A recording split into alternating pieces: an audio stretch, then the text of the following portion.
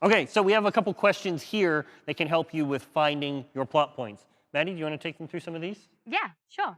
Well, the first is, when did you realize this was first needed? What was the specific challenge or moment that you realized there was a problem? Just from these first two, what can you tell about these sorts of questions? Did you notice when Patrick was speaking before with Alex, he said, "Bring me into the room you're in." You know, what time of day was it? What season were you in? We're going to bring them into that. What are the three most important steps in bringing this to life? What do we know that relates to? Our Journey. journey. Woohoo! Exactly. Right, and so like applying that to your heating, air conditioning, it's like, what were the three biggest steps in actually making this story? For Ethan, the mortgage broker, what were the biggest three steps? For a bride and groom, what are the three things you're most looking forward to?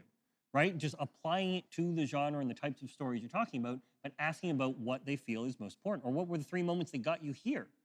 Right? All of those are ample opportunity for your story. And inside of these too, when you're listening to their responses, ask them why. Ask them to bring you into the place. Ask them to, well, was there a particular object that helped you? Really be specific. Carrying on, were there any major setbacks or hurdles in bringing this to life? Conflict. What are the three most influential experiences in your life that have led to your passion for this? What do you think that relates to? Desire. So we're asking these questions, we're trying to get into specifics, and we're listening to their responses whilst we're talking to them about it, to then pick up on particular words that they're saying to push them through, through to the why, to push them through to open up, to hear the story, like when Alex was telling us that he was in that house with 5 dudes on a soccer team in Chicago. You feel for him. You get it. You understand more about it. You can connect to it much better. So being very specific in your questioning and really listening to those responses to then ask the next question, right? That takes it the next level further. Your And this job, actually, go yeah. ahead. You go, sorry, what were you going to say? Your job often when you ask these is then to just go more specific. Like they will almost never answer in any level of detail, right? You ask the mortgage broker, when did you first realize that, that mortgage brokers were a thing that mattered? And he's probably going to give you a pretty short answer. Like, no, no, no, take me into the moment, right? Keep trying to zoom in to find those moments. I've got a good example for this when I called up the person in New Zealand about the earthquake. I was like, geez, how did you first find out about this? Oh, yeah, it happened at like 3 a.m. in the morning. And yeah, but I kind of woke up and I heard about it. And I was like, okay, well, maybe let's kind of be a bit more specific. I had a bit more of a discussion. I said, what was the feeling that you first had when you saw the damage site for the first time? Like, where were you and what did it make you feel? And then immediately he brought it to me. He was like, oh, yeah, I rocked up after driving 10 hours in this car, and I rock up to the damage site and I opened the door and looked around me, and it was just rubble everywhere. And I thought, oh, there's no way that I'm ever going to get this done. Look, like, that's a huge difference, right? And so if you just push through on the specifics and try and bring them into place, it really helps. And listening to everything they say and pushing forward with it. Okay, so if you've got a notebook, please turn it to a blank page. If you're watching online, get a notepad or something else out. If you don't have a notepad, open up a notepad on your phone, please, so that everybody has access to something to write some stuff down. We are going to watch the next episode of The Remarkable Ones, and your goal is to try and identify the 6 plot points. If you need a refresher and you want to write them down on your sheet now, they were the hook, then the conflict, then the initiation, the journey, which could be a couple points, the resolution, and the jab. One more time, that is the hook, into the conflict, into the initiation, into the journey. There could be a couple of those, into the resolution, into the jab. So what I want you to try and do as you watch this is to identify what those plot points are. Just describe them in 2 to 3 words, right? You're not going to write out everything that happens. Just try and describe the plot point in a couple words and see if you can deconstruct an actual story backwards. It was the exams at the end of school, and there was the envelope sitting on the hall table. Dun, dun, dun. It's one of those moments when you just know what's going to happen for the rest of my life. Am I going to go and be a doctor if I get good results? And then you open the envelope, And you go, oh God, oh, I failed biology. This is an absolute disaster. Everyone was looking very long-faced, and my grandmother said, Christopher, if you cannot be first, be peculiar. And I went, that sounds pretty good. I'll do that. Yes.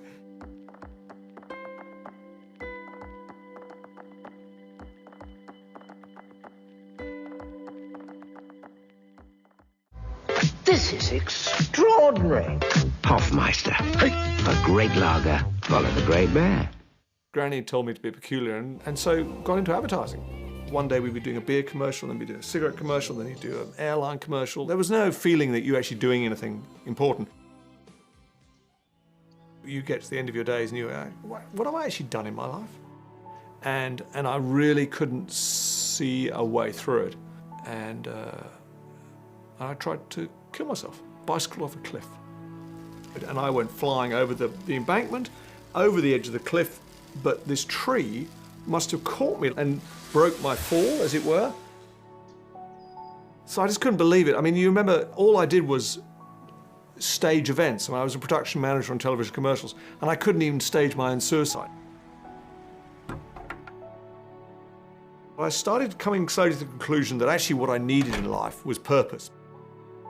And I got this idea that if I could find a purpose, some big, hairy, audacious goal, which would sort of take up the rest of my life, and wouldn't it be wonderful if I could solve it, that maybe my life would be pretty special. I looked at all the world's issues. The one that really attracted me was the concept that there is a mass extinction of species is occurring right now on our watch, and that we have to stop this event. We have to stop it.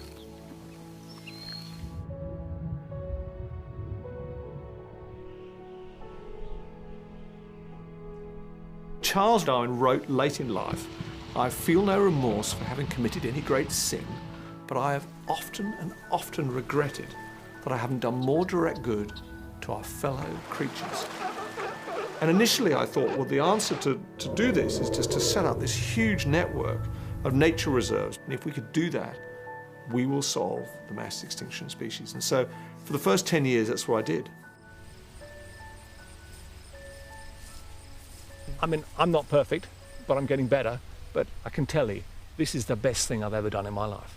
And one journalist says to me, well, it's all very well, you're doing this lovely conservation work, but what exactly is your impact on the environment? And I thought, well, I should try and find out.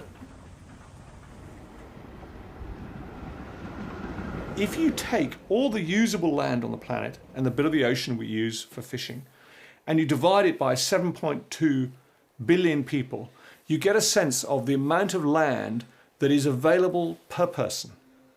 Vegetables have got 31 as a footprint, cheese has got 3,000, so it's basically 100 times. When I did my first footprint, I actually, to my absolute shock, I realized that I wasn't 1.5 planets, which was the average of humanity. I was 6 planets, which was even worse than the average Australian. The average Australian's 5 planets, the average American's 4 planets. And that was just a horrific moment for me. I just went, what have I been doing all these years? Here I'm supposed to be, you know, solving this problem, and I am actually the problem. And here I am aiming for this ridiculous target of being sub 1 planet. Well, it seems ridiculous, but it's actually not ridiculous at all. It's actually incredibly sensible, because we've only got 1 planet. I mean, did I miss a meeting? So what are we living in, a 4 planet lifestyle or my ridiculous 6 planet lifestyle? I was a big meat eater, and I thought that was fine.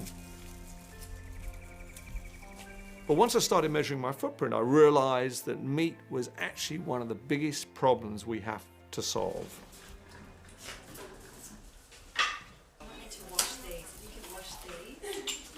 And a cow actually needs quite a lot of area to romp around and do what it needs to do. And then killing it, and then transporting it, and then cooking it, and all those other things. Once you start adding it all up, you get this really big footprint factor, which is the impact.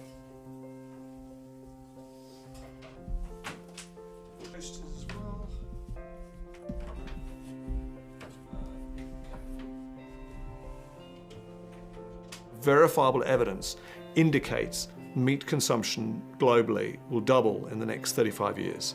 And if that occurs, so much forest will have to be cut down around the world that we're going to cause a mass extinction of species within the next 100 years. And we cannot let that happen. My average food is cereal with soya, vegetarian sandwiches, 3 big ones, and in the evening, pasta or rice with veggies and tofu and beans. And that's about a quarter of a planet, my footprint, just for the food. Now, if I switch out to a more typical Western diet, I would go cereal with milk, maybe tuna fish sandwich, and have a juicy steak in the evening with a couple of veggies on the side. And that really changes everything. Suddenly it blows out to 2.5 planets. My normal vegan diet is 10 times less than that typical Western diet. And I'm trying to inspire people just to try and do one meatless day a week. Just one. What is the single silver bullet to solve this problem? And that's why I think it's so incredibly exciting, because in fact there's only one behavioral change we need to do to solve this problem, and that is just to eat less meat. Eat good meat and less of it. Not only will it be good for your health, it'll be good for the health of the planet.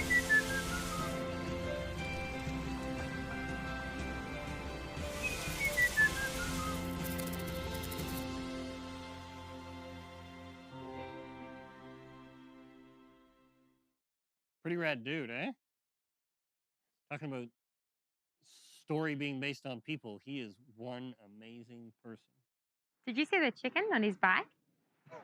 Turkey. Turkey, It's sorry. a turkey. And it's got a little helmet looking at objects. Like, so interesting. In our full storytelling course, Muse, we use him as the definition of character.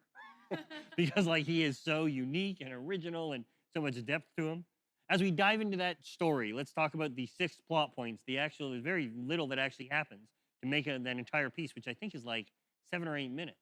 And it leaves you somewhere that you definitely did not think it was going to go in the beginning. Completely different with the journey. So what is the hook?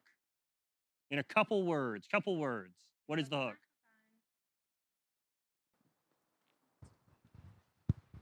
I failed chemistry and to be peculiar. Failed biology, because Or he's a chemistry. Darwin. Biology, sorry. So a failed biology test and to be peculiar. Do we pick that up? Right? The whole opening is, dun, dun, dun, I failed the test. I'm a Darwin. Oh my God, how could I fail biology? Yeah, we get that? Okay. Who's next? Who's got the conflict? You want to give it a go? He tried to commit suicide. So what is that is the action he took. What is the conflict underneath that? Why did he try and do that? Because he felt like there was no meaning. He had no purpose, right? And this distinction is important because of where we're going to go in the story, right? The conflict was he was in advertising. He's trying to sell cigarettes to kids going, why am I doing this? I've got no purpose. So he decides to try and stage his own death, bicycle off a cliff, attempted suicide. Great, so we've got the hook into the conflict. Then what's the initiation? So I was actually going to say that trying to stage his death was the initiation because it's him trying to solve the conflict in some way. Well, But that's but twisted. it's super twisted and dark. But I mean, anyway, another point another point of initiation would be. So the reason that's not an initiation, because the initiation is about trying to overcome the conflict, not succumb to the conflict. So staging his death would actually be giving into the conflict, right? So we're talking about how do we overcome it. So do you have another answer for how we overcome it? I do, yes. And what's that? Solve the mass extinction of species by creating a large network of nature preserves. I don't know. Anybody have a different answer for the initiation? Max? Hey, microphone, Max? When the journalist asks if he's... No, not the journalist. You got it. Wait for the microphone. When he discovered his footprint. Not the footprint. Okay, hold on. I'm going to give you a big tip. So it goes hook, conflict, initiation in the story order.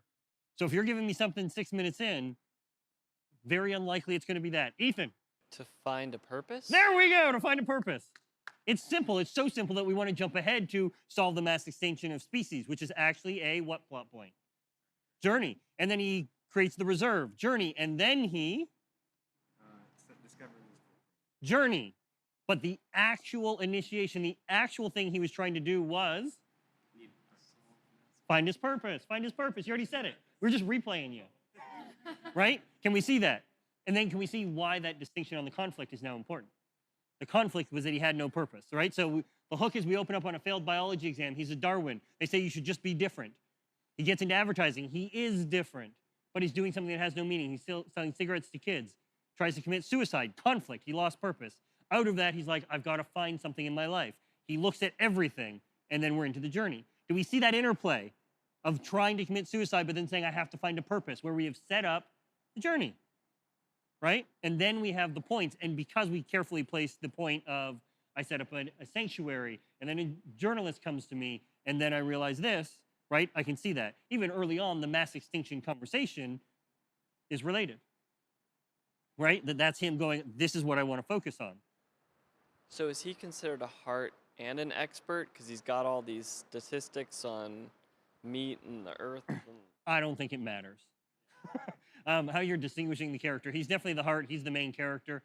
He's a biology major and a Darwin. So yes, he's also great at that. And what was good is we were able to have him be able to kind of explain some of those things that he went through. But those spreadsheets are like actually how he lives his life.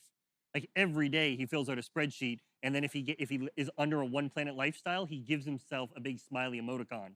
And if he's over one planet, he gives himself a big angry red face. Like that is how he's changing the world. He's a very interesting guy. Okay, so we got the journey, but what is the resolution? From somebody that has not spoken yet. We're gonna come to our friends in the corner. Either of you have the resolution? Oh, microphone. Oh, we'll come back to you for the jab. Do you have the resolution? Food awareness. Food awareness. So, Can make changes. That's more of a jab, I think, but. So the resolution he came to was eat less meat, right? Like he realized, and notice, well, you're going to get more specific with that though, right? Because that's the specific action, right? The resolution was, so he goes on the journey where he wants to prevent the mass extinction of species, yeah? And then he buys a sanctuary, gets all this land. And then a journalist comes up to him and says, but what's your impact? So then he actually figures that out and realizes that he's at a massive, like 4 or 5 planet lifestyle. So then he starts trying to whittle it down. And what is the single biggest way that he can make a difference? Eat less meat. So that's the resolution. He found purpose minimizing his impact by eating less meat and trying to encourage others to do that, which then brings us to the jab of one meatless day this week. That's the difference. The resolution is the big idea. The jab is the specific action. Tofu Tuesday was the jab, right? He said, I want you to do meatless Monday, tofu Tuesday, one less day. That's the difference. The big thing he came to was the biggest thing I could do was eat less meat. But the jab was the actual request that you do this exact thing. That's it. Very little happened in that story. And it took us from somewhere totally unexpected. But hopefully it all made sense too. Like you followed along and it clearly, you kind of got like, wow, I get that. When we put this together, the editor who did this, Jeremiah, stopped eating meat by the time he finished cutting it. We didn't have any conversations in the studio. It wasn't like, oh my God, this is crazy. I didn't know about this. By being exposed to the story, he changed his habits. Again, that's the responsibility and the power that you have, right? What if I just came out with Chris Darwin sitting on a chair going, you know what? You guys got to eat less meat. All right, Chris. Who's doing it, right? So realize that journey bringing us to the fact is why it goes so deep and why people can be really moved by that and they can actually change their perspective. Out of curiosity, Yeah. where does he live? The Blue Mountains of Australia. So northern Australia. Above Sydney?